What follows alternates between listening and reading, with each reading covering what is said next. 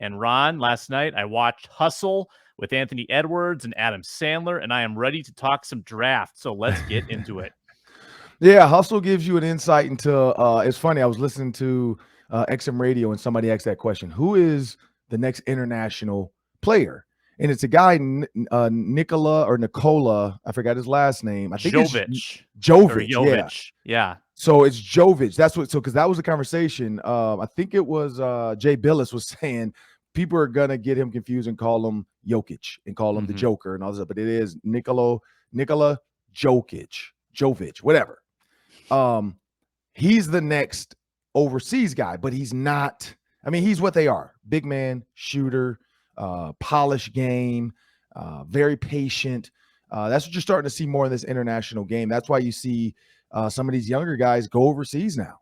Like instead of the G League, they're like, I'm gonna just go overseas and get paid for a year, polish my game up, skip college. Let's go there. Let's polish my game, come back to the NBA and be successful. That's becoming a trend, where the NBA almost needs to adopt some of these teams and say, hey, you're going to be our international affiliate. Like we're going to help get guys over to you. We're going to pay for their travel as well. You pay their salary. We'll pay for their travel. We'll make sure that they're not living in junk housing. We're billionaires. We probably have properties in some of these countries anyway.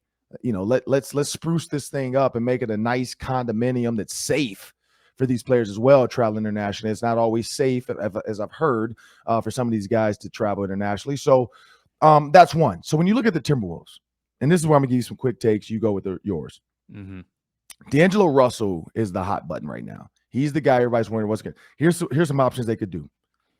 They could trade with the Wizards. Wizards get the second-round pick of D'Angelo Russell. Russell and a second-round pick. And then the Timberwolves get Kyle Kuzma and KCP, Kentavious Caldwell-Pope. That's one option. Clippers could trade with them. D'Angelo Russell in the 19th pick. Timberwolves get Norman Powell and Marcus Morris. You're adding maybe some, as I talked about, that Draymond Green type of guy, that guy that's going to give you just a little bit more of a, help take some of that pressure off Cat, help be an annoyance, help be the Patrick Beverley. Because if you can also move on from Patrick Beverley. He's entering his 15th season. Maybe trade high, sell high, like in the stock market. He's high right now. Everybody's talking about him. They're talking about him and Draymond Green being great defenders. Him being an annoyance. Him wearing a robe after winning, the 7th playing game. Trade high, sell high. Get him out of there. Maybe get some capital there. You look at the Knicks. D'Angelo Russell, 19th pick. Timberwolves get Derrick Rose. Bring him back. Taj Gibson, the 11th pick, and Alec Burks. So there's 3 possible options for the Timberwolves. The 11th pick would not be bad. You get D Rose, who can be, and then you still move Patrick Beverley. Now D Rose is your guy. You go draft maybe a better guard at 11. Maybe you keep D Rose and Patrick Beverley. You have some older point guards because you just need some guys to pass the ball and not make mistakes like D'Angelo Russell does sometimes. Because yes, he's hot, but then he also can absolutely just destroy a game. And then with the 11th pick, you go get you another swing 6'8" guy, 6'9" guy that can fill in and be another role player because you already have your 2 monsters. You know what you got in Anthony Edwards and karl-anthony Towns. So that's kind of my thought right there on what the Timberwolves could possibly do with that first trade or the first pick. So that D Rose scenario, so that's trading with the Knicks. That's trading with Tibbs. That means you're getting Tibbs on the phone and you're saying, hey, give us D Rose back. That would be an interesting negotiation. I would like to hear how that would go to ring up Tibbs on the phone. But now, I mean, anything could happen. Speaking of Tibbs, what was Tibbs' biggest move as the Wolves decision maker? It was the draft night trade where he sent Levine in a package and got back Butler. Mm-hmm. So in a lot of these deals, like if you're shipping off Russell, you're probably bringing back less than you're giving because you're probably going to have to package a pick with it. You're probably going to get a couple different pieces that are lesser players, but your objective is to get rid of the salary and to try to get, players in different positions that can help you. Is there a player on the Timberwolves roster that could actually bring you back something better in conjunction with the pick? Like, is Malik Beasley enough to get you back a really good player? Is Jaden McDaniels enough to get you back a really good player? Like, there are some secondary pieces on this roster that I wonder if they are on the trade docket. And that would be a huge like swing for Tim Connelly, who just got here a month ago, to go and trade off a core piece of this team. But if they're serious about this thing and they want to have a third piece, if they want to have someone besides Russell be their third piece with Towns and Edwards, I'm just curious if there is a deal that involves someone younger with a lot of upside that would attract someone's attention.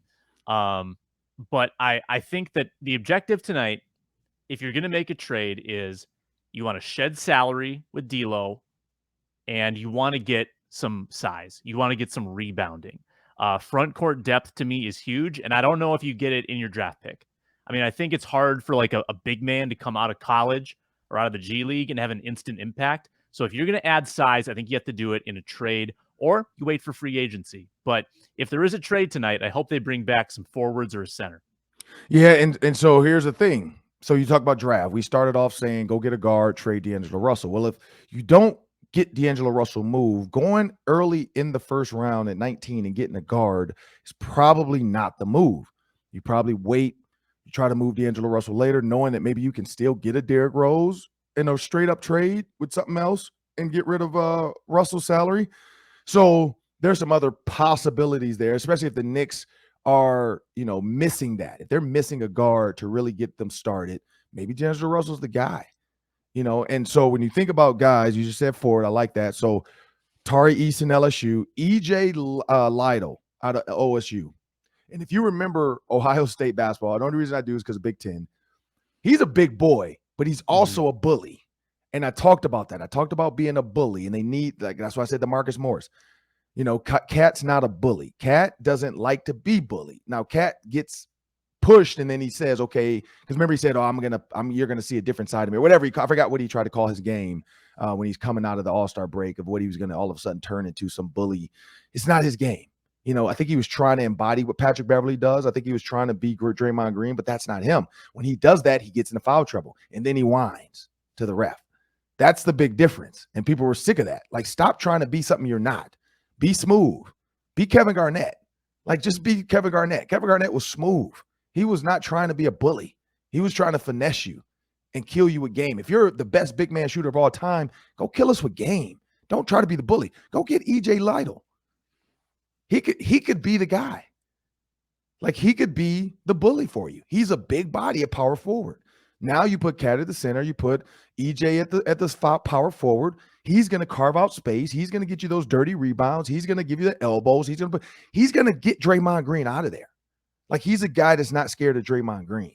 And maybe that's the 19th pick there. You get a guy now, power forward. And then, like you said, then maybe you move somebody else like a Daniels.